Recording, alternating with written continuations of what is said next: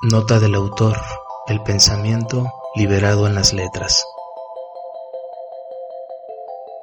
Gracias por hacer contacto. Comenzamos.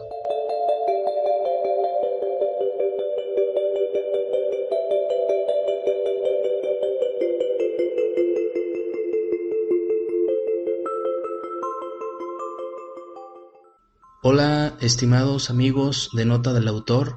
Hoy es nuestro quinto episodio de Nota del Autor Podcast. Hablaremos acerca de masculinidades y feminidades en el marco de la clase de doctorado de Teoría Social y Antropologías con el doctor Armando Martín Ibarra López.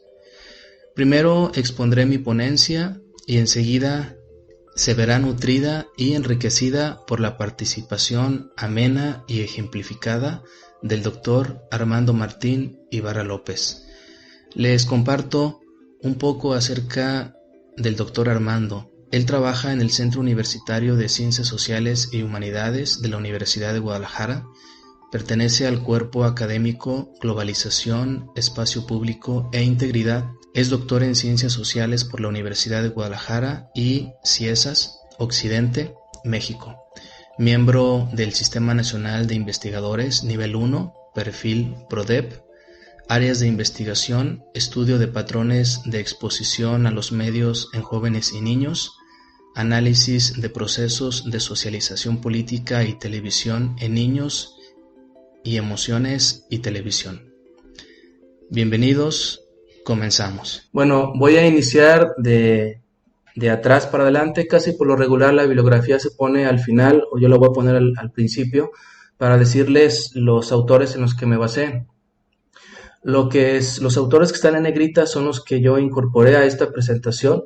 Los dos libros que les dije que había descargado, que me parecen muy padres, son el de Telles, et al., 2017, si ustedes se dan cuenta está bastante actualizado, y este último de Rollo, 2020. Este libro es un libro de monos, es un libro de caricaturas o de cartones, digámoslo así. Cuando vi la prueba del libro para ver si yo lo compraba, me llamó mucho la atención. Es español el libro y dije, vaya, lo compro. Y por eso ustedes, si alguien abrió la presentación antes, se van a encontrar con algunas páginas en blanco donde vienen algunos monos. Entonces, el libro está muy padre, se lo recomiendo. Es un libro muy divertido, pero bastante reflexivo. Homo machus, de animales a hombres, ¿verdad? Y Bauman Damasio, que es un neuropsicólogo, y los que no están en negrita son las lecturas que me recomendó el doctor. Bueno, marco de contextualización. Históricamente dicen que estas categorías de masculino y femenino pues tienen bastantes años. Algunos historiadores como Harari dicen que tiene más de 5,000 años cuando se empezó a crear esta diferenciación. Otros dicen que tienen algunos cientos de años, quizás otros dicen que 70,000, que apareció esta separación de categorías a partir de la Revolución Agrícola. No hay un acuerdo no hay un acuerdo en cuándo fue el inicio de estas categorías, pero sí dicen que es milenaria. Lo que sí se dice es que a partir de 1995 se empezaron a probar algunas escalas para analizar la masculinidad y la feminidad, la heterosexualidad, la homosexualidad, etcétera, etcétera.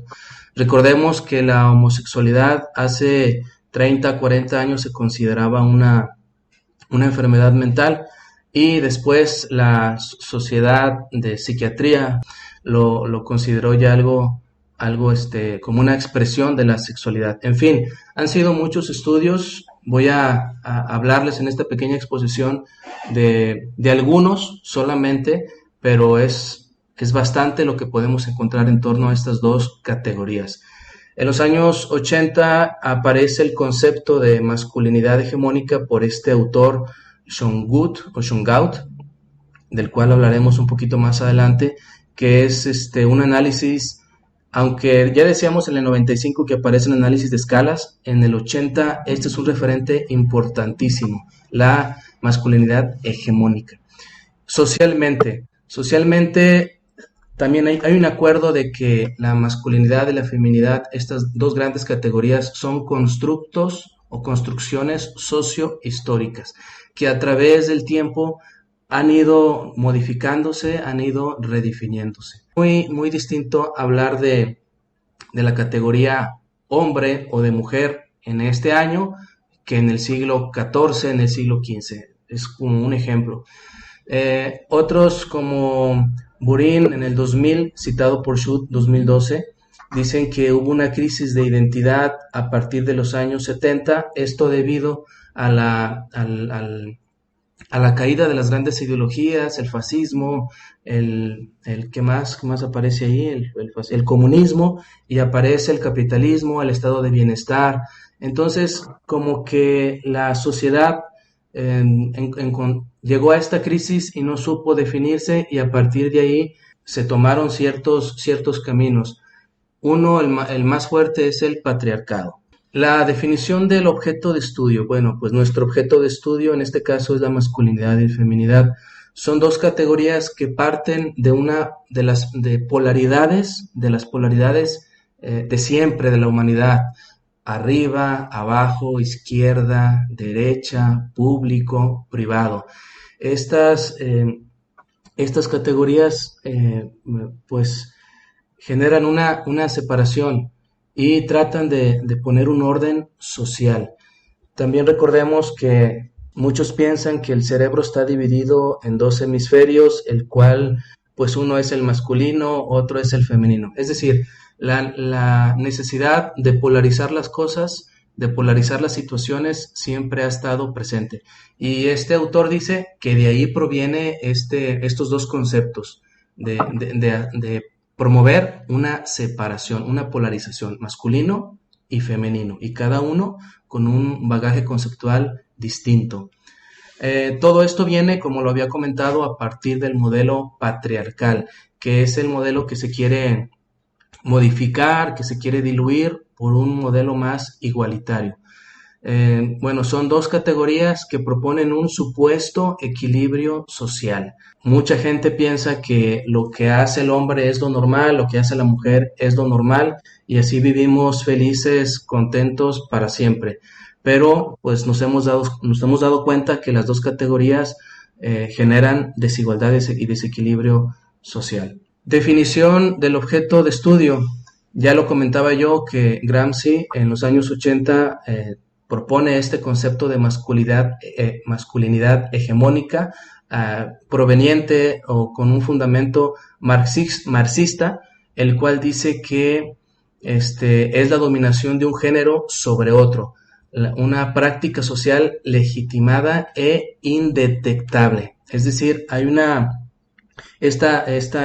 las masculinidades generan una violencia invisible que está legitimada por muchos discursos. Uno de ellos es la doctrina religiosa, otro la ideología política, y que también es legitimada por los medios de comunicación masivos.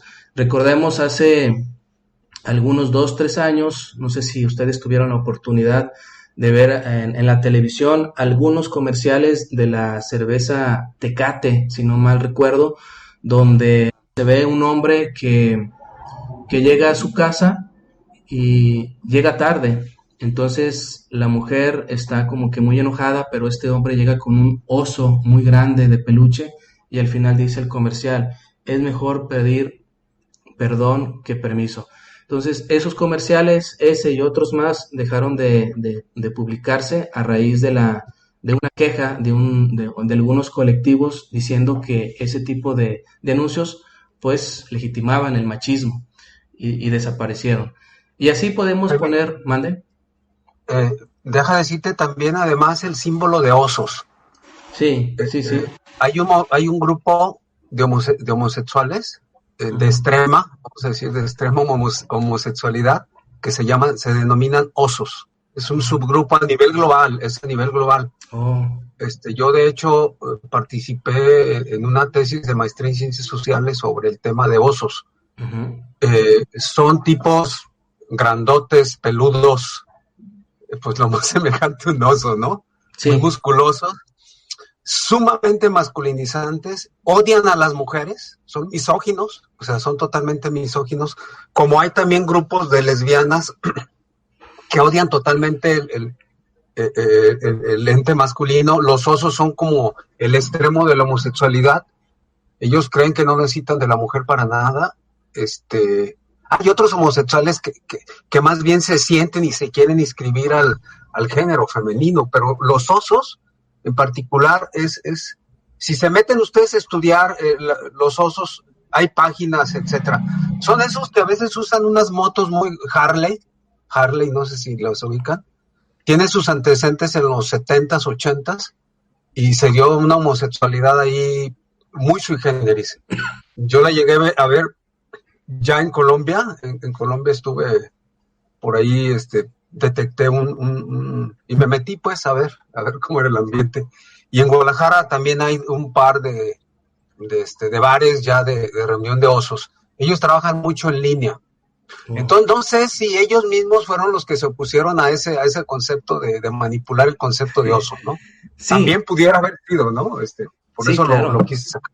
Sí, Sí. claro. Yo creo que los medios de comunicación para mí son bueno, los comerciales de televisión están bastante bien hechos, bien, muy sofisticados, manejando muchos arquetipos, mucho simbolismo, y es el que atrapa a la gente para pues manipular e ir a comprar los productos. Me parece interesante ese tema de los osos. Habría que meterse a ver más, ¿no? El otro era que ridiculizaba desde el punto de vista machista al hombre, ¿no?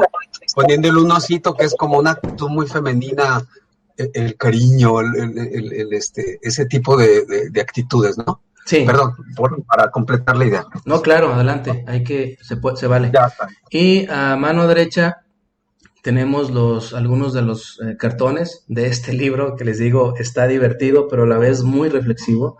Son algunos, podemos ver en la parte inferior derecha las pertenencias del hombre, smartphone, coche, bici, y ahí podemos ver a la mujer, ¿no? En la parte más inferior.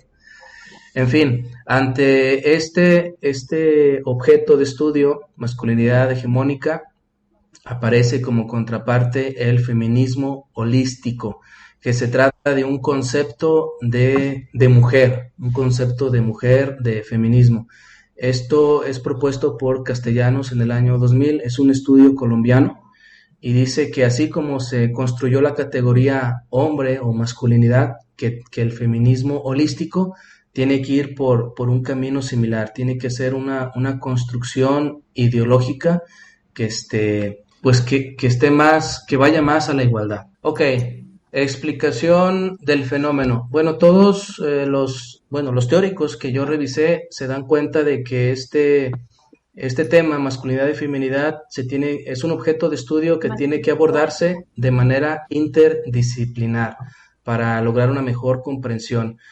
Parte, como ya lo había comentado en una diapositiva anterior, del modelo patriarcal, que ahora es muy cuestionado, urge un cambio. Este modelo patriarcal no es equitativo y pues se proponen muchas teorías o muchas formas de erradicar el patriarcado y llegar a una sociedad más igualitaria.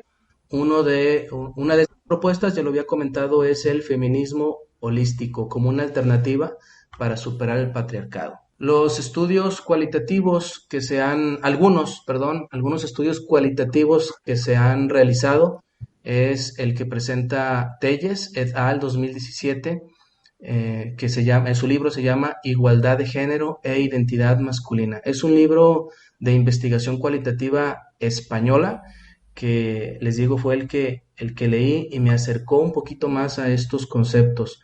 Estos son algunas de las ideas que propone este libro, cómo el machismo perjudica a los hombres, no solamente pues perjudica a la mujer, sino también al hombre mismo, ya que se habla de diversidad de ser hombres. Hay muchas formas de ser hombre o de expresar la masculinidad. Se habla del trabajo igualitario. Hay un estudio cualitativo muy interesante que se hizo allá en una región de España, donde se pregunta a los hombres cómo participan en las labores domésticas y se ve de manera muy contundente que la mujer es la que lleva el mayor partido de esto. Hombres maltratados y violencia de género, no solamente se vive en España, sabemos que se vive en todo el mundo. Se habla de antropología, la compleja identidad personal. Ya lo comentaba en la primera diapositiva, que es un constructo social que da de, se atreven a decir algunos, de milenios. Entonces, imaginémonos ahora cómo queremos destruir esa categoría del machismo, esa categoría del patriarcado, si se ha venido gestando desde hace pues varios de años. El hombre puede manifestar a lo largo de su vida diversos tipos de masculinidades. Cuando somos niños, bueno, según la educación que nos dan nuestros padres, vamos manifestando, vamos cambiando nuestra personalidad, o mejor dicho, vamos modificando nuestra masculinidad. Salimos del hogar, vamos a las escuelas y ahí nos encontramos con una interacción social que nos dice o nos orilla cómo ser hombres y de qué manera manifestarnos. Por eso hay diversos modelos de masculinidades, los que vemos en la política, en los medios de comunicación, quizás en la religión, en los países, etcétera. Grupos de hombres igualitarios es una de las propuestas que se maneja en este libro. Ellos crean grupos focales y también en España hay muchos grupos de hombres que se reúnen para platicar de su situación como hombres, de sus pros, de sus contras y bueno, una dinámica muy particular. Esto para mí es nuevo, no pensé que en alguna región del mundo hubiera este grupo de hombres que se juntan para platicar sus penas. Lo hacen con el fin pues de, de hacer un cambio, ¿no? De platicar de sí mismos, de no sufrir y de generar relaciones más igualitarias con las mujeres. Este libro también propuso grupos de discusión para pues seguir hablando de la temática y hacer cambios. Y habla de un modelo explicativo de la masculinidad hegemónica, que es el modelo piramidal. Aplicación al modelo, perdón, al acompañamiento humano. Bueno, la conclusión de esto es que en nuestros estudios, en cualquier estudio que realicemos, no tenemos que dejar a un lado el género. Si ha habido muchos estudios hace muchas décadas acerca de masculinidad y feminidad, feminismo, o sea, mucha gente que se ha metido a estudiar el tema del género, no podemos en nuestras investigaciones dejarlo a un lado. La variable género siempre va a decir algo, siempre, siempre. González, en este artículo de una revista indexada, se me hace raro que no tenga año, hizo un estudio con hombres para cambiar el estereotipo de machismo y tuvo grandes éxitos. Es un estudio desde la terapia Gestalt. La variable género pues nos dice mucho. Entonces, la conclusión es que en todas nuestras propuestas de acompañamiento humano no dejemos al lado la categoría género. Conclusiones. Las conclusiones de los autores. Se coincide en la necesidad de un cambio de paradigma más abierto y sensible a las expresiones masculinas y femeninas, arropado por el respeto y la igualdad. El respeto y la igualdad son como que la bandera de este cambio, ya que vivimos en una sociedad desigual. Esta iniciativa podría ser el fin de la masculinidad hegemónica, de la lucha entre masculinidades y feminidades y la dilución del patriarcado. Este es el objetivo principal, destruir el patriarcado. El cambio de perspectiva requerirá adoptar nuevas ideologías y es como todo, es el fin, es la creación y la creación y la creación de más ideologías. Mis conclusiones personales, ya para terminar, la sociedad es un complejo dinámico que se ha venido Complejizando a través de los años, el neuropsicólogo Antonio Damasio nos dice que desde hace 500 millones de años, cuando el cerebro se desarrolló el sistema nervioso complejo que tenemos nosotros, que a partir de ahí se fundó la sociedad, sus significados y empezó la sociedad su camino. Entonces, volvemos otra vez a repetir, somos seres, somos sociedades muy complejas, muy complejas. Aunque no hay un acuerdo firme entre los autores que consulté acerca de cuál fue el momento en que la sociedad significó la masculinidad y feminidad, sí puedo concluir que son dos constructos muy densos en significado y que su poder se ha visto reflejado en la organización de las sociedades. Si miramos a Israel, a la comunidad judía o bueno, cualquier cultura, podemos darnos cuenta que ser hombre implica ciertos roles, ciertas actividades, y algunas de estos roles son muy ortodoxos, son bastante viejos y son a veces difíciles de comprender. ¿Cómo es posible que, por ejemplo, en Israel, los hombres se dediquen a la religión, a orar y a no sé cuánta cosa, y la mujer haga todas las labores, lleve la comida, cuide a los hijos, y es una actividad para ese hombre socialmente aceptada? Es algo un poquito extraño, pero también si ellos miran hacia nuestra sociedad mexicana, pues también se van a dar cuenta que no estamos así como que en el paraíso, que también aquí hay grandes desigualdades. Estamos en 2020 en la ideología del fin de la ideología. Bauman nos dice que esta es la frase de su sociedad moderna líquida: la ideología del fin de la ideología. Es el momento ideal para replantear viejos paradigmas y valorar su impacto en la sociedad. En este contexto, la ideología que envuelve a las masculinidades y feminidades se vuelve el centro de atención para muchos. Yo digo, por algo será. Quizás la humanidad se está preparando para una nueva forma de convivencia social. Si estamos en la ideología del fin de la ideología, yo creo que es el momento propicio para que el patriarcado y este problema que hay de masculinidades y feminidades se vea cuestionada y quizás se vea destruida. Nos damos cuenta que son dos conceptos que tienen muchos años construyéndose en la sociedad y que puede ser muy complicado derribarlos. De esta manera, mi conclusión es optimista, ya que la humanidad nunca se ha detenido, pero hay procesos que sí requieren cambiar, como es nuestro tema. Y bueno, pues nada más termino con algunos de los cartones de este libro, De animales a hombres. Ahí tenemos la pirámide: mujeres, migrantes, trabajadores, políticos y empresarios. ¿Cuánta razón tiene este tío?, dicen los españoles. Y un pequeño porcentaje: ¿cuánta razón tiene esta tía? Acuérdate de que aunque te pese mucho, los tíos nunca pedimos ayuda. Ahí está el machismo sobre ese pobre hombre inofensivo. Y ni se te ocurre llorar. Bueno, son más cartoncitos. Lo que le toca a la mujer: hacer la comida, fregar, etcétera. Ese es el software preinstalado. ¿Y el del hombre? Quisiera tocar algunos puntos en esto antes de abrir un poco el diálogo. El asunto de género, ¿no? O sea, las teorías de género son teorías del siglo XIX. Allí fue cuando realmente se empezó a pensar sobre este asunto del género, ¿no? Y fue a partir de la lucha de las mujeres, pues las mujeres levantaban la mano históricamente, y pues no les quedó de otra más que hablar. Simone de Beauvoir es una de las autoras francesa, siglo XIX, principio, pues yo creo que más bien hacia la segunda mitad del siglo XIX, empezó a reflexionar sobre este asunto de la mujer, ¿no? Yo creo que hay que decir ahí algunas cosas.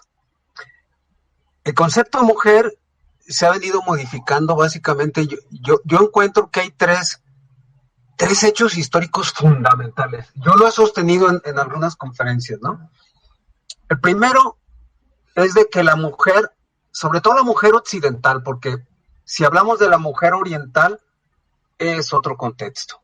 Allá son más machistas, pero también la teoría del yin y el yang ubican como de manera más integral al hombre y a la mujer, ¿no? Como un todo. Es otra visión que no nos vamos a meter ahorita. Yo me voy a la visión occidental, que culturalmente viene muy fuerte de la cultura judaica. La mayoría de los occidentales venimos de una cultura cristiana, judaica. El cristianismo es muy fuerte en todo el occidente, aunque ahora cada vez más los musulmanes están siendo también muy fuertes. Pero aún los musulmanes están peor. Están peor de machistas y de patriarcales, ¿no? O sea, vamos a decir que el Medio Oriente, para no decir el cristianismo, por eso yo usaba la palabra judaísmo, pero a lo mejor es más Medio Oriente. El Medio Oriente, de ahí surge una visión de lo que es la mujer. Y que va a ser desmentida durante siglos, hasta con las teorías de Mendel. George Mendel, ¿sí es George? Sí, ¿verdad? Él va a desmentir el concepto de feminidad que arrastró por siglos la cultura medio orientalista, ¿no? Que condenó a la mujer con los significados de tierra o de vasija.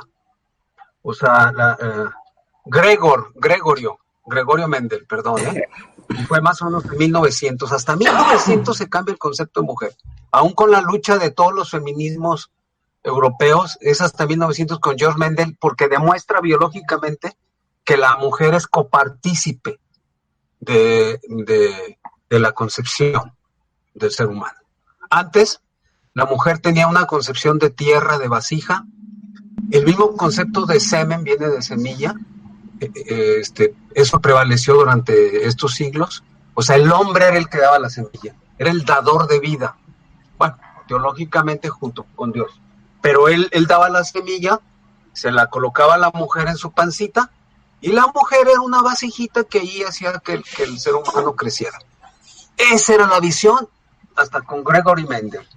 Con Gregory Mendel le dice, no, la mujer junto con el hombre conciben al ser humano. Y eso viene a modificar, le da, empodera más a los movimientos feministas y da toda una nueva visión. Hay dos hechos fundamentales, por ejemplo, el de la píldora, cuando ahora la mujer es capaz de controlar su embarazo. O sea, puedo tener placer, pero sin embarazarme. Entonces, con el descubrimiento de la píldora, por cierto, por un mexicano, fue un mexicano el que descubre esto, o sea, que viene a modificar la concepción de la feminidad, empodera más a la mujer, el saber que puede tener sexo como nosotros teníamos sexo y pues, o agarro la responsabilidad paternal o no la agarro, pero la mujer siempre la agarraba, o sea, no le quedaba de otra, pues aquí va a cargar el bebé y va a nacer el bebé y lo atiende, o sea, eso social y culturalmente era una responsabilidad cargada por la biología de la mujer, por una determinación biológica.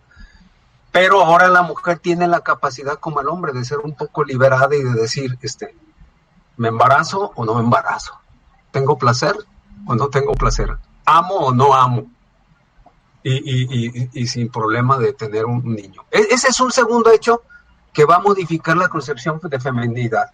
Y el tercero es que ahora ya, ni sexo, ni panza, o sea, in vitro, o sea, fuera de, pues ahí sí dice la mujer, y además, tengo sexo, tengo placer, y quiero un hijo, pero no lo quiero yo tener en mi matriz, va para afuera, y lo saca. Esto empodera todavía mucho más a la mujer, por eso hoy vemos a los movimientos feministas tan empoderados, o sea, la mujer ya tiene la capacidad de tener el control. Yo creo que el siguiente paso es que la visión femenina force y presione a la ciencia biológica o a la ciencia genética a que genere DNA masculino.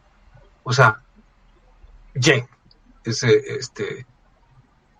¿Cómo se le llama? Sí, código Y.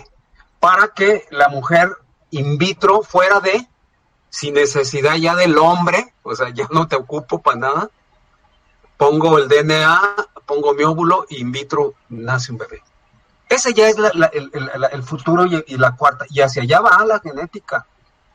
La visión femenina abrió otras perspectivas que los hombres siempre lo cerraron. Es más, no teníamos ni siquiera la capacidad de visualizar este tipo procesos, porque nos convenía históricamente, y entonces ese es el camino de la feminidad, el camino del patriarcado, pues fue el que nos dotó el Medio Oriente. O sea, Dios es hombre, Jesús es hombre, o sea, todo lo fuerte de la humanidad, de nuestro conocimiento que sabemos, es masculino.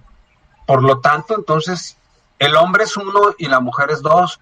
Los judíos sacaban a las mujeres de los templos, tú ya lo decías, Jaime. Los judíos no querían a las mujeres en los templos. Y hasta la fecha, en la Edad Media, las mujeres estaban apartadas de los hombres, o sea, había una división. Y hoy ya se ha permitido un poquito la entrada de la mujer a la iglesia. De hecho, este papado, el Papa Francisco, está visualizando a las mujeres como posibles. Es más, ya hay algunos lugares con el concilio de no es concilio, perdón, con la reunión que hubo en Brasil, ya se les permite a algunas mujeres, pues solamente lo que les falta es consagrar, pero pueden ya hacer casi todas las actividades de un sacerdote. Sin embargo, aún no pueden consagrar. Pero va para allá. O sea, la visión femenina en el Vaticano, por decir en nuestra iglesia, en los musulmanes yo lo veo lejanísimos eso. O sea, ya el machismo es intolerable, ¿no? O sea, pero en la cultura cristiana occidental quizás vengan cambios interesantes en esto. Entonces, el modelo patriarcal definió la ciencia, definió el arte. Imagínense, la música, históricamente hablando, ha sido producto del modelo patriarcal. La mujer poco ha participado en este tema. En la ciencia igual.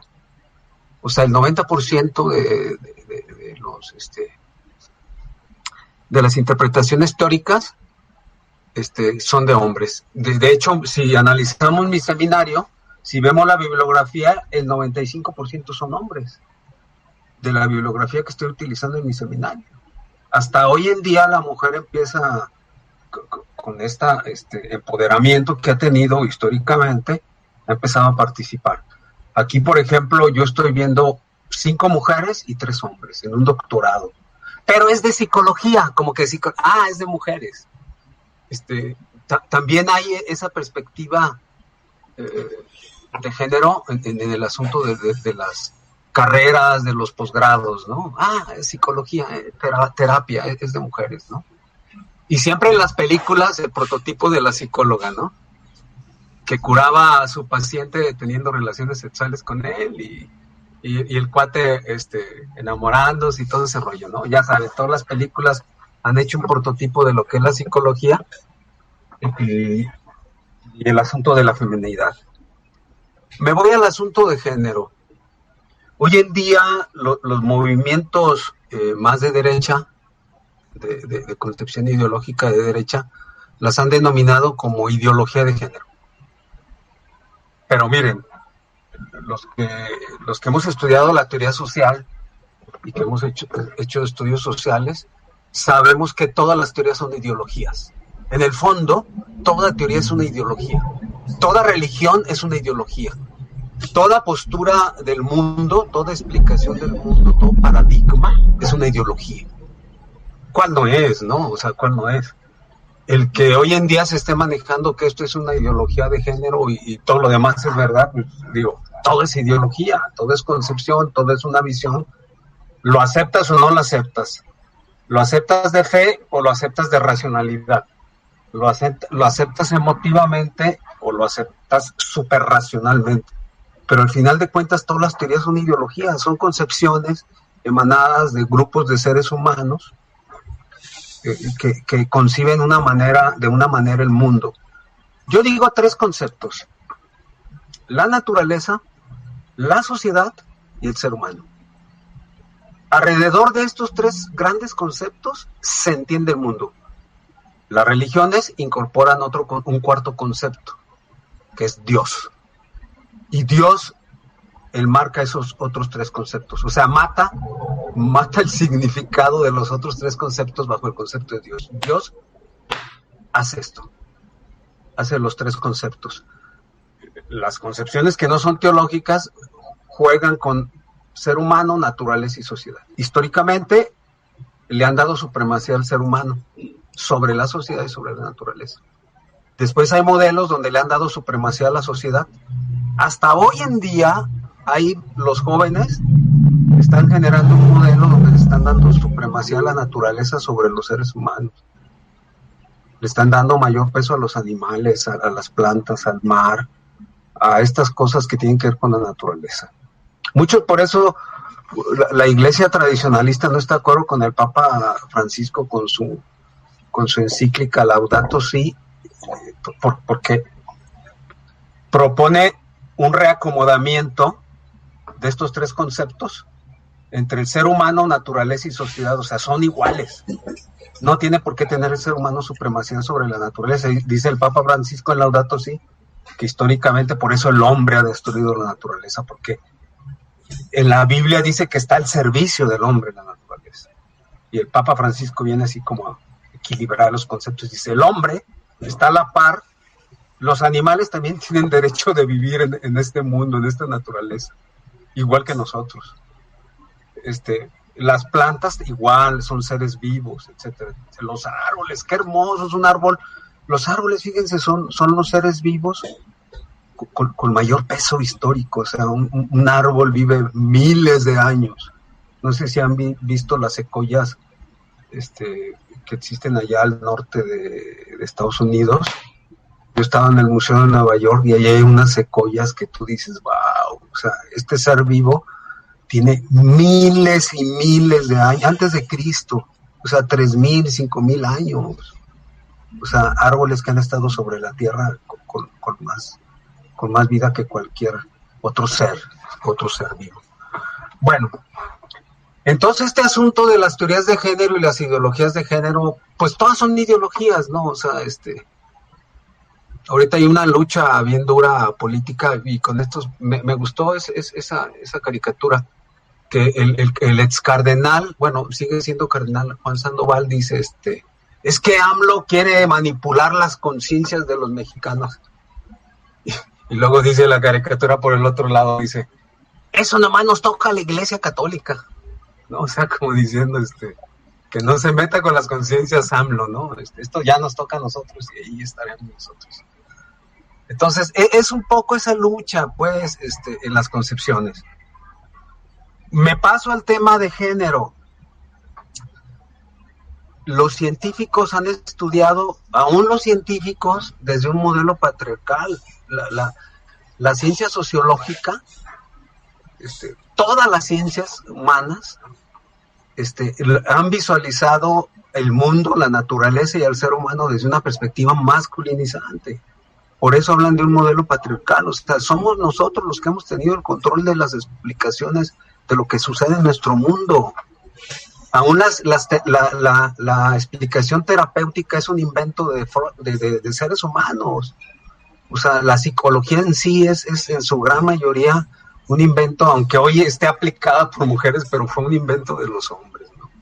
Entonces, el asunto en el ámbito de la ciencia, la teoría estándar, vamos a llamar la teoría estándar de todas las ciencias, es que el hombre masculino es el prototipo de estudio, como objeto de estudio. O sea, como sujeto la gran mayoría son hombres, pero como objeto de estudio se estudia al hombre masculino, a la mujer no tanto. Ya últimamente se ha incorporado la mujer en los estudios.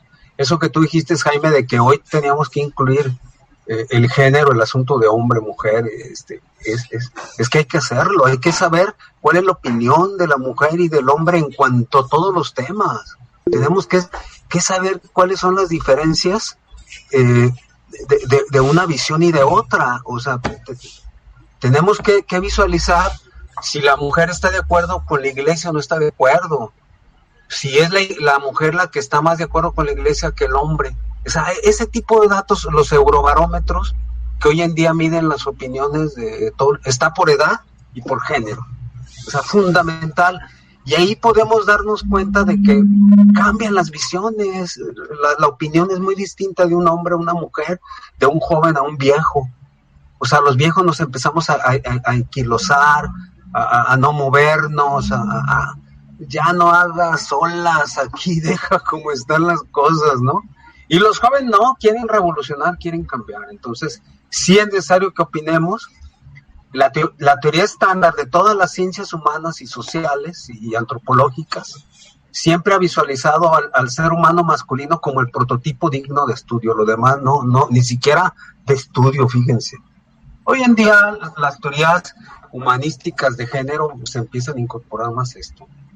No habría por qué tener una disciplina que en eso se está convirtiendo los estudios de género. No tenía por qué haber eso, sino todas las ciencias tenían que estudiar el género y la música debería de ser, por ejemplo, yo me pongo a pensar en la historia de la música, nada más por ver un arte, la música.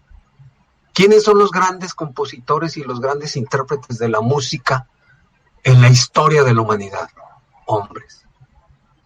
Últimamente yo he visto un gran desarrollo de la música femenina y a mí me encanta la música femenina. ¿Será que algo traigo por ahí de lo femenino? Es que los hombres somos femeninos y somos masculinos. Es más, el machismo es una representación de una sofocación, o dirían los psicólogos de una, ¿cómo sería? Bueno, no recuerdo, pero era como opacar tu femenidad, ¿no? O sea, el ser machista es algo ahí que estás tratando de ocultar tu femenidad. Pero todos tenemos valores, actitudes que históricamente han sido catalogadas como más masculinas o más femeninas. Pero eso al final de cuentas es una catalogación. Decía Jaime que nuestro pensamiento básico, el pensamiento básico, dicotomiza la realidad. O sea, el pensamiento primario, el pensamiento de los cavernícolas y de la gente de hoy en día que no ha estudiado otro tipo de pensamientos, otra diversidad del pensamiento crítico. Pero, o sea, el pensamiento primario, ese pensamiento que lo trae el niño y que lo trae mucha gente que no se ha formado y que continúa actuando con pensamiento primario, pues es un pensamiento que dicotomiza la realidad. Bueno, malo, feo, bonito, alto, bajo. O sea, toda su realidad nada más la dicotomiza y entonces es muy fácil. Hoy en día con la pandemia, mucha gente para no meterse en muchas broncas de interpretación y de esto dicen, un grupo de malos, una élite, nos puso el virus para que nos matara a la humanidad. O sea, una explicación caricaturesca, conspirativa de lo que es la pandemia, ¿no? Pero es más fácil decir eso a meterte a estudiar qué es el virus, qué es el COVID, cómo se contagia, cómo te tienes que cuidar. O sea, es más fácil decir, pues ya estos conspirativos, estas élites, estos masones, etcétera, etcétera, los extraterrestres, lo que tú quieras, nos vinieron a inyectar un virus. Y esas son súper explicaciones muy básicas del pensamiento casi mágico, un pensamiento mágico, ¿no? Donde pone a Dios y a Satanás como lo malo y lo bueno, ¿no? Y dicotomiza, pues es un pensamiento como muy primario, muy de las culturas arcaicas. Hoy sabemos que el pensamiento es más complicado, ¿no? Entonces, pues lógico, las teorías de género ahora reinterpretan pues al ser humano como más masculino y como más femenino y como unas interpretaciones intermedias, pues no sé, van creo que en 40 y tantos géneros. Yo lo que les quiero decir que el hombre en su necesidad de interpretar al mundo y al ser humano y la naturaleza, pues actualmente yo creo que no logramos entender este asunto de cómo lo biológico, cómo nuestra dimensión biológica, tanto del ser humano como de los animales o de las cosas, sí es determinante en los comportamientos de los seres vivos. Ahí está la cuestión de que no hemos logrado entender la determinación que la da tu naturaleza. ¿Cuál naturaleza? Muchos se pelean de que esto es natural. La teoría de la naturaleza lo dice. ¿Qué es natural? La heterosexualidad, la homosexualidad. Para mí se me hace que más natural es la homosexualidad. O sea, si me voy a las teorías de la naturaleza a detectar cómo se gesta en la naturaleza las relaciones entre lo masculino y lo femenino, ay, jole, me da miedo porque como que es muy natural lo homosexual. En las cárceles, en muchos lugares donde solamente hay hombres, pum, se besan y luego hacen cositas. Igual que con una mujer. Y no es que sean homosexuales o no homosexuales. O sea, ¿es la naturaleza humana esa? ¿O no es la naturaleza humana? O sea, eso es algo muy complicado que está en la cuestión, ¿no? En la discusión contemporánea. Y que tiene que ver con toda una historia, ¿no? Con toda una historia. Si ustedes se van a los libros religiosos, al Corán, a la Biblia, a todo el Antiguo Testamento, que tanto lo usan pues el Antiguo Testamento lo usan los musulmanes, los judíos y los cristianos. Ustedes saben que el sustento histórico viene de una sola raíz y de allí, sobre todo todas las religiones monoteístas que buscan una explicación, están apoyadas en el Antiguo Testamento. Y ahí es bien claro que la homosexualidad en algunos espacios fue condenada por Dios. Ahora, quién sabe si en los escritos apócrifos quitaron todo eso, lo otro, ¿no? Porque si nos vamos a ver a la cultura griega, la homosexualidad era como algo visualizado naturalmente. Es más, la paidofilia, que hoy es condenada, en la época de los griegos era como hechos naturales, la paidofilia. Hoy ahí va, las leyes de Estados Unidos ya, algunos estados ya permiten que una niña de 12 años o un niño de 12 años se pueda casar con un adulto. O sea, ya permiten, eso es paidofilia, o sea, es una legalización de la paidofilia. O sea, que no me vengan a mí con cuentos, ¿no? A mí me da coraje porque eso de ahora también la concepción de niño, adolescente, pues también es una reproducción histórica, ya lo habíamos comentado cuando hablamos de los jóvenes, ¿no? que es una reproducción. Entonces, por el asunto, la neurolingüística está avanzando fuertemente en este asunto de que, bueno, pues el cuerpo define que eres hombre o que eres mujer, ¿no? Que eres hombre o que eres mujer. Lo biológico, ¿no? Pues tienes pene, tienes vagina, pues eres mujer, eres hombre. Ese es como lo más visible, ¿no? Pero hoy la neurolingüística está llevando a cabo estudios. Esto de que tú decías, Jaime, del hemisferio derecho, hemisferio izquierdo, pues hoy se sabe que los hombres más inteligentes, más capaces, con capacidades, manejan muy bien los dos hemisferios. Es como un buen manejo de los hemisferios, ¿no? Igual las mujeres más inteligentes es como un manejo de los hemisferios, como que más bien, como que la historia, la cultura, nos hicieron usar un hemisferio. O sea, aquí yo lo que quiero decir es que lo cultural determina también lo biológico. Hay estudios últimamente sobre el orgasmo. Que el orgasmo es bueno, eso creemos en lo general, es una representación de la naturaleza humana, decimos. ¿Qué quiere decir eso? Es una expresión biológica del ser humano el orgasmo. Pero luego dicen estos estudios, pero hay de orgasmos a orgasmos. Hay visualizaciones de orgasmos de manera distinta. Y tiene que ver con una concepción neurolingüística, con una concepción que se te ha inculcado acá en el cerebro o en tus comportamientos sociales, personales, tus experiencias, qué es lo que te llevan a hacer una vivencia de un orgasmo. Una persona que tiene una moral muy fuerte de que es pecaminoso, de que es malo el sexo, de que tú no puedes hacer esto, de que te masturbas o no te masturbas, todo eso pues te lleva a vivir un orgasmo de manera distinta. Alguien que no tiene ese peso moral o ese peso ideológico en tu cabeza, ¿no? Vives de manera distinta el orgasmo. Y hay reproducciones de los orgasmos en las películas de cine. O sea, ustedes pueden ver así como películas prototipos cada década, Bajos Instintos o Instintos Básicos, como le llamaron esa película de los 80s. Pues ahí representaba un tipo de sexualidad. Y así podemos ir cada año cómo la sexualidad es representada. Yo me acuerdo que hace como unos 15 años allá en UNIVA me invitaron a que habláramos de las sexualidades desde las diferentes disciplinas, como una sexualidad de interdisciplinariedad, ¿no? Y me acuerdo que ahí estaba el rector, ¿no? El padre Guillermo Alonso, que en paz descanse, el rector de UNIVA, y yo expuse el punto de vista sociológico. Entonces, pues yo me tenía que aferrar a lo sociológico, y yo decía, es que la sexualidad es un constructo social. Hace 15 años, pues eso ni siquiera se podría pensar, ¿no? No se podría, o sea, no se discutía académicamente. Aunque ya había teorías de género y había centros de estudios sobre el asunto de las masculinidades y feminidades en Europa y en otros países. En México no. En México estábamos un poquito atrasados en esto. Y me acuerdo que, bueno, ahí enfrentamos algo y al final el padre Memo dice, ¡ah, caray, ah, caray! O sea, como diciendo, pues tienes mucho de la razón. O sea, al final de cuentas, las identidades son construcciones que tienen que ver con la dimensión biológica, la dimensión social, la dimensión neurolingüística, la dimensión psicológica.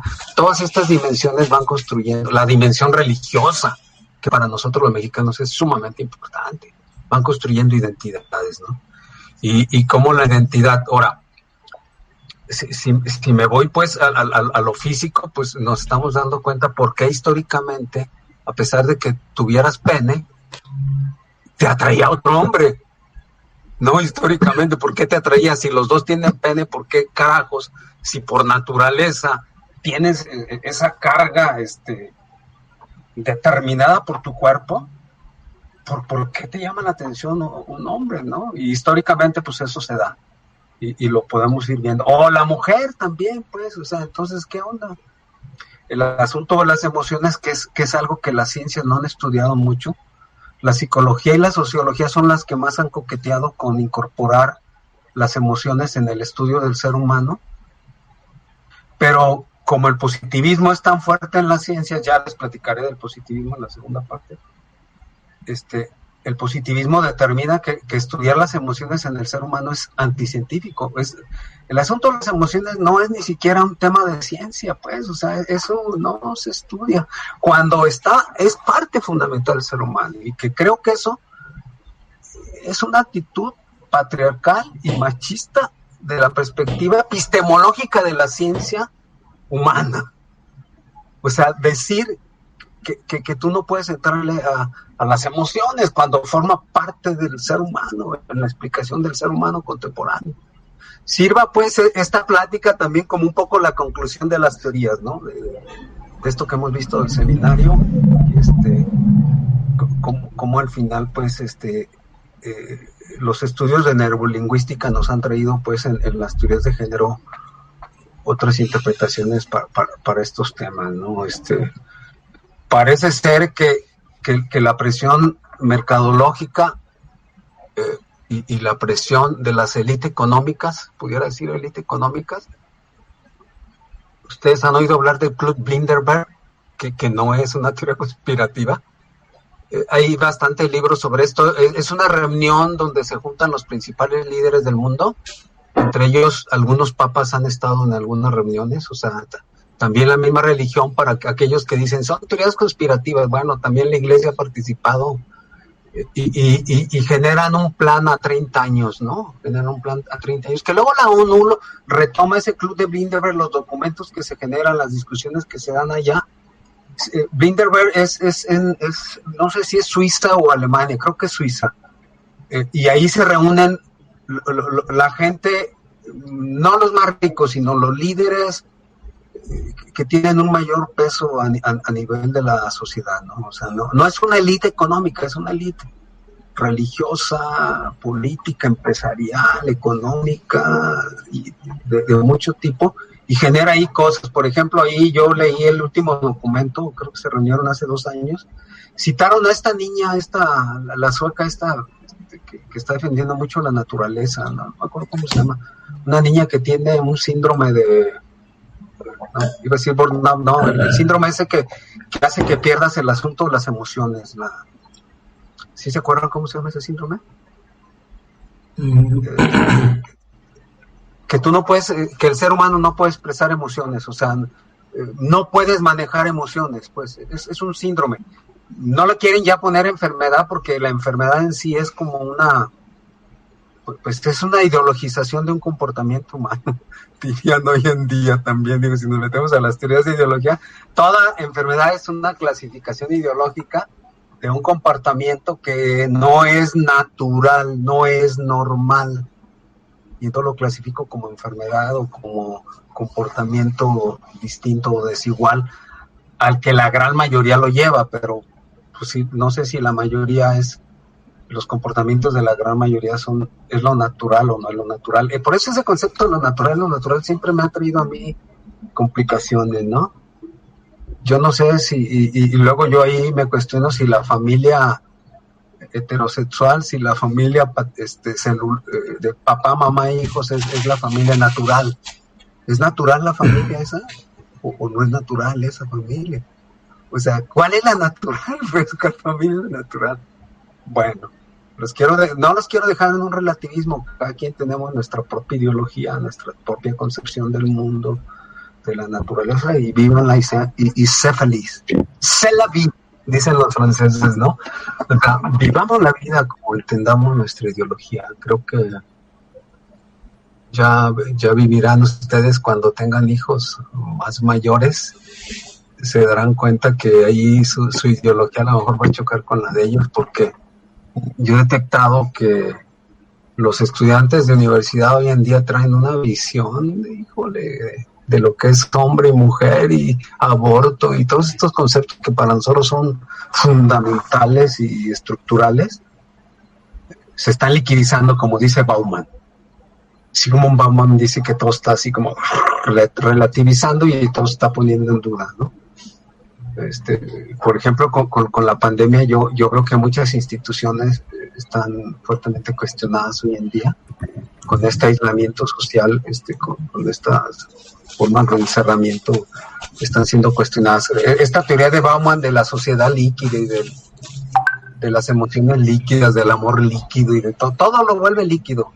Parece hasta diarrea eso ya, la explicación diarreica de la sociedad, ¿no? O sea, nada es agarrable, nada es estructural, todo está flojo, todo está cayendo. No, yo tengo una visión y que bueno, cada quien nos tendremos que comportar como lo veamos.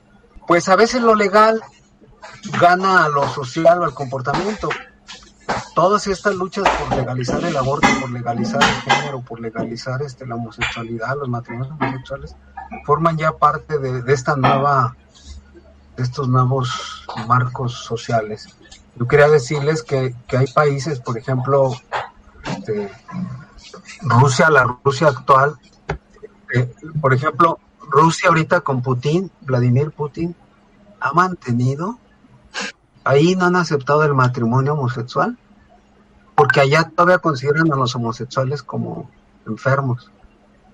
O sea, allá, por ejemplo, es un delito ser homosexual en Rusia. Entonces, si te cachan besando un hombre, besando a otro hombre, lo meten a la cárcel y le ponen testosterona inyectada para que sea hombre, ¿no? O sea, Rusia es uno de los países que menos ha evolucionado, si es que es evolución, hacia la legalización de estas cosas. Y por ejemplo el aborto tampoco en Rusia es aceptado. Muchos de estos luchas que se tienen hoy en día en los países capitalistas y que por la lucha de la democracia y por darle voz y voto a todos los grupos vulnerables y grupos marginales y grupos minoritarios, pues está abriéndose a una infinidad y a un mazacote de ideas y de normas y de cosas que luchan contra una visión monolítica que existía en la sociedad, en nuestra sociedad capitalista cristiana, occidental cristiana, capitalista occidental cristiana. Todo ese conjunto de explicaciones de la vida, del ser humano, de la naturaleza y de la sociedad están siendo fuertemente cuestionados por otras visiones. Pero si volteas a otros ojos, pues se mueven otras cosas, ¿no? Se están dando otras cuestiones, ¿no? Yo creo que allá la iglesia ortodoxa en Rusia también juega un rol ahí muy de no mover las cosas. O sea, los ortodoxos son muy conservadores, muy y los gobiernos socialistas, sobre todo en Rusia, son también muy conservadores en el sentido de las concepciones. Sí creen en la democracia, pero no es tan cierto. Y acá somos tan liberales, tan demócratas, porque ya ven que estamos tumbando a los reyes, ¿no? Tumbaron a un rey. Yo creo que ahí viene ya algo que Bauma también decía así. Para mí los reyes juegan un rol muy, muy, muy interesante en los países europeos, hablando de la política. Son muy buenos relacionistas públicos. Vete para allá porque voy a hablar y se va a escuchar el ruido. Cierra la ventana. Muy buenos negociadores. Porfa. Y entonces la conjuntación entre un parlamento y un rey, yo creo que ha llevado a los países a un desarrollo económico muy interesante que no se da en Latinoamérica. En Latinoamérica matamos a los que quieren ser reyes o que quieren ser monarcas, y además todos queremos hablar. Pues vean quién usa más el Facebook en todo el mundo. La vecindad más grande del mundo es el Facebook, ¿no? Los mexicanos somos los que más consumimos esta red social, ¿no? Que es una especie donde todos hablamos, todos criticamos. Aquí Jesús se tendría que ir porque Jesús dice que el que se sienta libre de culpa, que aviente la primera piedra. No, aquí aventamos piedras, rocas, montañas completas a la gente y a todo, ¿no? O sea, aquí somos bien rudos con las redes sociales, ¿no? O sea, podemos matar a una persona con las redes sociales. Sonia dice, un movimiento muy interesante del feminismo radicalista es el que, ya que gran parte de las ideas feministas se gestan por estas mujeres que juzgan al hombre y sus actos machistas. Pues sí, ustedes saben que los movimientos feministas han tenido como distintas ramas y distintas formas, distintas ramas y formas de inscribirse, ¿no? Hay feminismos más equilibrados y hay feminismos muy radicales, ¿no? Entonces, híjoles, pero yo sí les digo, miren, yo tengo 2 mujeres de hijas, yo tengo una esposa y ya tenemos 34 de casados, ahí la llevamos. Y 2 niñas, pero 2 niñas, que olvídense, otra visión del mundo muy distinta a la nuestra, ¿no? Luchamos mucho en lo religioso, en lo social, en lo ideológico, en todo, ¿no? Son niñas listas, pues, que tienen escuela y que se les ha abierto otras perspectivas, ¿no? Dice Jaime, el caso de Holanda, donde se permiten las relaciones entre adolescentes y adultos legalizadas, pues sí, ya en Holanda y en muchos países de Europa y en Francia, no se diga, y en muchos estados de la Unión Americana, como le dicen los mismos gringos, ¿no?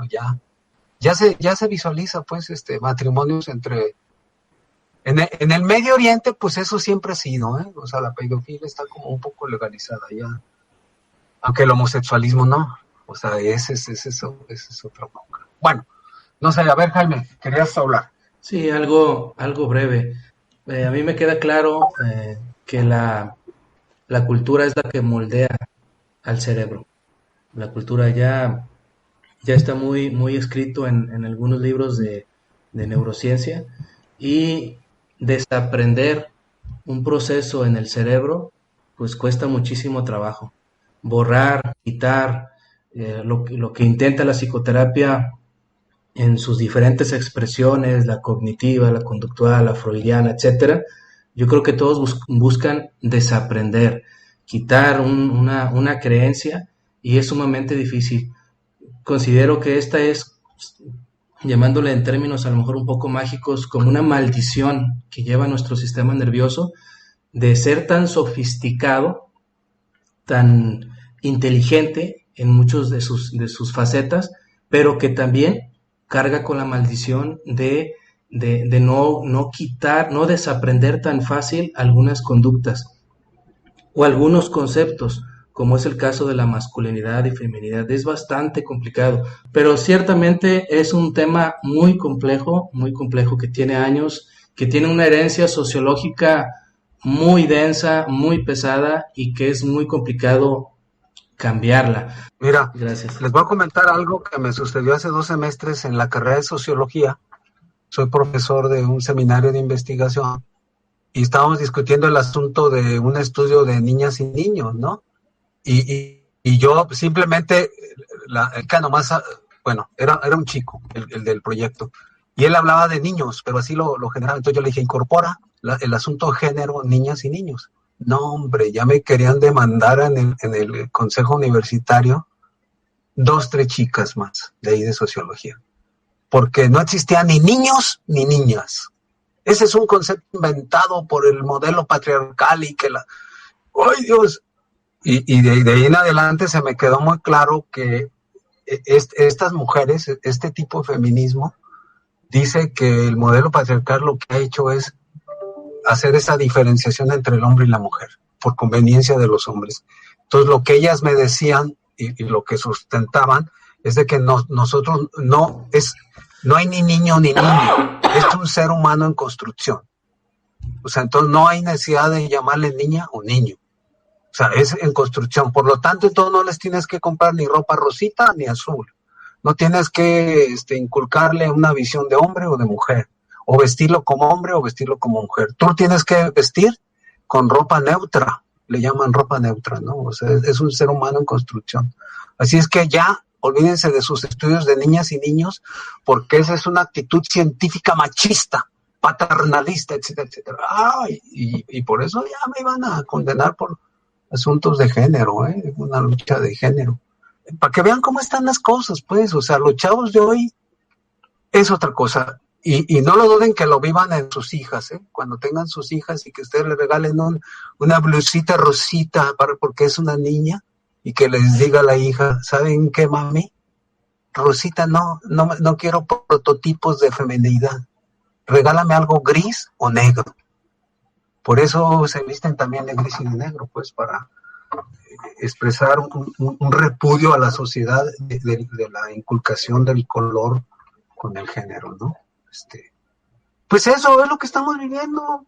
Y en universidades católicas, universidades, les digo, los musulmanes sí son muy aferrados y los socialistas rusos también. O sea, ellos sí no aceptan nada de este tipo de cosas. Pero dicen, lo bueno es que nosotros somos gobiernos dictatoriales, ¿no? Entonces, pues nosotros tenemos justificación para no permitir esto o lo otro, ¿no? Entonces, pues sí, habría que revisar esto. Pues nada más como algo que yo he traído, fíjense, una vez, un alumno dijo, y se me ocurrió una película, ¿no? Se me ocurrió una película. En una clase yo doy teoría social en una carrera, ahí en la UDG, en comunicación pública, doy teoría social ya de muchos años. Y hay un tema que se llama, ¿cómo le ponemos? Teorías de la conspiración o teorías que te explican, por ejemplo, el asunto de la masonería y este tipo de grupos. Y una chica, desde allá atrás, es un grupo más o menos como de 15, hacía un movimiento así como esto, para voltearme a ver. Lo estaba tapando a alguien y movía así la cabeza, así como muy, muy extraño, así, ¿no? Caray, eso y un día me dijo, cuando estaba en la clase, oiga, maestro, usted está haciendo muchas críticas a los reptilianos. Caray, ¿qué es eso? Ya me metí a ver, ¿no? ¿Qué es eso de los reptilianos? Y ándeles que me encontré toda una cultura en internet de este asunto de los reptilianos, que es, lo sostienen históricamente en la época de la Mesopotamia, en el Medio Oriente, así, antiquísimamente, y hay unas pinturas rupestres de unos reptiles que dicen que muchos de nosotros venimos de reptiles, ¿no? Y otros venimos de otras razas galácticas, y todo un rollote ahí, ¿no? Y que los que hemos continuado con eso del machismo y todo eso somos reptilianos, somos gente que viene de esa descendencia galáctica. Y luego te hacen hasta un test, dice, usted le gusta la religión judaica, cristiano-musulmana, ¿sí o no? No, pues que sí. Pues ya traes un gen reptiliano. 2, ¿le gusta la carne? ¿Qué tanto le gustan los sticks? 2, 3, ¿le gusta jugar su rol masculino? 4, así, te hacen un test y dice, usted desciende de reptilianos. O sea, como que el gen masculino tiene que ver con los reptilianos. Esto lo digo de cotorreo, ¿no? Pero sí hay toda una cultura en internet y hay chavos que creen eso, y hay movimientos feministas que creen eso, que casi los masculinos de identificación, vamos a decir, una expresión sumamente masculinizante, ¿Cuál sería? A ver, yo nomás quisiera escuchar, ¿cuál es su expresión masculinizante? ¿Un hombre fornido? ¿O ese ya es más bien un chavo más, los más fornidos como que son a veces más homosexuales para unas gentes, para otros son como los más hombres? No sé, o sea, ¿qué quiere decir? Los muy barbones, los pelones, los que tienen mucho pelo, los que traen el pelo largo. ¿Cuál es su concepción de feminidad para ustedes? Ahora, nosotros somos de cierta edad, somos de cierta cultura, tenemos cierto tipo de estudios, etcétera, etcétera, pero imagínense las concepciones de masculinidad y de feminidad, tanto desde la perspectiva interpretativa como desde la perspectiva de la actuación social de las distintas personas, ¿no? Un hombre que se arregla mucho el pelo, que se perfuma, que se arregla muy bien, que es ¿Se acuerdan que hubo por ahí un concepto ahí inventado por los periodistas de las revistas estas, de estilo de vida y todo ese tipo de cosas? ¿Cómo le llamaban a este hombre? Ay, híjole, se me va el nombre, pero era así como, o sea, un hombre que es medio femenino, pero es muy masculino, ¿no? Porque bien perfumado, la barbita si traía barba sumamente así recortadita, no dejarse, etcétera, ¿no? Y pues son masculinidades y feminidades prototipo, ¿no? Hoy en día, yo no sé si vayamos hacia una diversidad de género o al revés. ¿Qué quiere decir al revés? Si no hay diversidad de género, ¿qué quiere decir? Una neutralización del género. ¿Sí? Una neutralización del género, o sea, una integración. Donde yo no soy ni hombre ni mujer, sino, ¿sí? Soy un neutro, un ser humano neutro. Y ese es el ser humano del futuro, ese es el ser humano al que aspiramos todos, ¿no? Una personalidad andrógina. La diversidad de género, ¿no? ¿Mande, Jaime? Una personalidad andrógina. Yo creo que al final, andrógina es como más hombre, ¿eh? Sí. O sea, sigue siendo masculinizante tu postura. No, yo creo que al final tenemos que decantarnos o elegir una identidad, un perfil. Por salud mental, por equilibrio mental, al final tenemos que, lo neutro a veces confunde, a veces desestabiliza, y creo que sí, todos tenemos que definir por encontrarle un sentido a la existencia, ¿no? Estar en medio, aunque hay expresiones de personas que dicen, yo vivo mi sexualidad, no me acuerdo cómo se llama esa expresión, con lo que sea y con lo que esté. Yo no me defino si soy homo, hetero o bi. Yo vivo la sexualidad plena y lo que caiga está bien y lo voy a disfrutar al 100. Hay gente así, hay gente que ya he leído pero no he conocido. Entonces creo que al final la gente va a identificarse con algo. Pues ahí está, digo, esa es la teoría, son explicaciones de la realidad social, y al final, Carlos Moya, un sociólogo mexicano, en los 80 escribió un libro, Sociólogos y Sociología, y él dice, así empieza su libro lapidariamente, con una frase lapidaria, dice, detrás de cada sociólogo existe una ideología, pero detrás también de un teólogo, de un psicólogo, hay una ideología. Es decir, lo que estaba intentando decir, pues, que al final las teorías son explicaciones sofisticadas o un poco más complejas de una realidad, ¿no? Como lo puede ser también el sentido común. El sentido común también es una explicación con mi modelo de interpretación de lo que es la realidad, ¿no? Sí, yo en lo que estaba escuchándolo, doctor, se me hace interesante también incluir en esta parte las relaciones online, que hoy viven muchos jóvenes y que esto también los lleva, o sea, bueno, como dice Bauman, ¿verdad?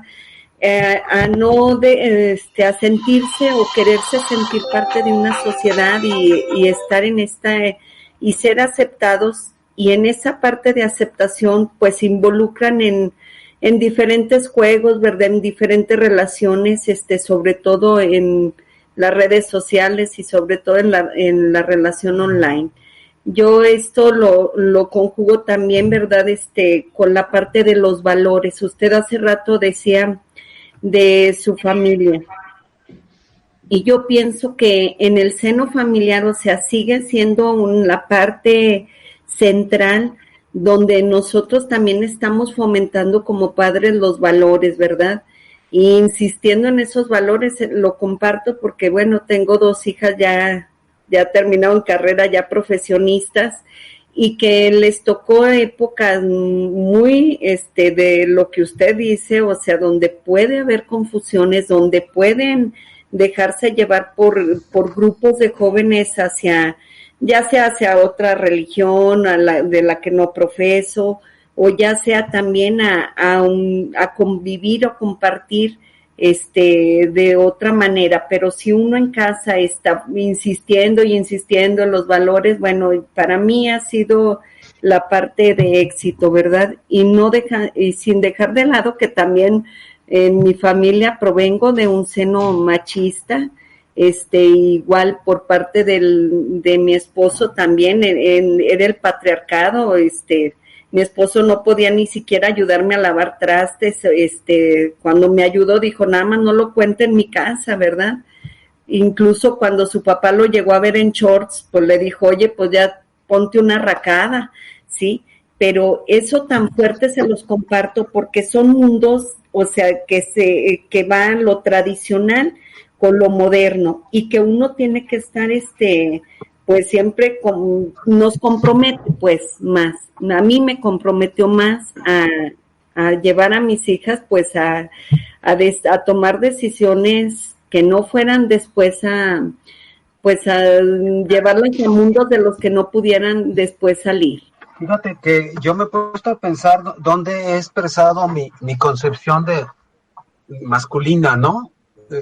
Escrita, por escrito, claro, en la vida cotidiana, pues uno va moviendo cosas, pero por escrita lo tengo en un libro que se llama Nos vemos en el cine. Estaba tratando de ver a ver si lo tengo aquí. Se llama, sí lo tengo, miren, alcance a ver el libro. Ajá. ¿Sí? Ahí todos hicimos un análisis del cine, de películas, de cuestiones del cine, desde una perspectiva socioantropológica. Y yo escribo un capítulo ahí que se llama Del Pater Family al Pater Novus. Y ahí es donde expreso yo una visión de lo que encuentro, de cómo el cine nos va inculcando un modelo de patriarcado, un modelo de masculinidad, un modelo de feminidad. Y yo contradigo un poco las teorías machistas de que dicen que esto ha jugado un rol muy importante. Yo creo que en México tenemos muy fuerte, muy arraigado por eso aquí el feminismo como que se ha dado de manera muy natural. O sea, en la religión la Virgen, por ejemplo, juega a veces un rol mucho más importante que Jesús, que Jesucristo, la Virgen María, y luego con la guadalupana y la de Zapopan aquí, o sea, las vírgenes juegan un rol. O sea, el papel femenino es muy importante desde nuestra cultura precolombina, ¿no? O preespañola. Y en las películas del cine de oro de México, ustedes saben que tuvimos una época de cine de oro de México, cuando Hollywood estuvo en crisis por la Segunda Guerra Mundial, todo el dinero de Hollywood se vino acá para México y hubo una producción cinematográfica bien interesante, donde todos los artistas del mundo se vinieron aquí a México. Un Arturo de Córdoba argentino, una Miroslava sueca o no sé de dónde, todos estos artistas que los creemos que son mexicanos, no, pues son de muchas partes del mundo, ¿no? Del cine de oro, y pues aquí están un poco retratados, ¿no? Y yo ahí expongo como en ese momento el cine expresaba un pater family, o sea, un hombre machista, un hombre que dirigía a toda la familia, a un pater novus que participa más hoy con la mujer en su familia, en el ordenamiento y la organización de la familia. O sea, se incorpora más a decisiones que habían estado en manos o en la acción de la mujer, y él juega otro rol, ¿no? Eso es donde yo alcanzo a expresar algunas cosas, ¿no? Pero al final de cuentas es un modelo que yo estoy presentando de lo que sería el pater novus, porque bueno, pues, algunos me dirán, ¿Qué me dices a mí de eso, no? Ese es dentro del modelo heterosexual, patriarcal, capitalista cristiano, occidentalista, etcétera, etcétera, ¿no? O sea, al final es como una visión de lo que tú tienes en el mundo. Gracias por hacer contacto. Gracias por escucharnos. Nos vemos en la siguiente nota del autor.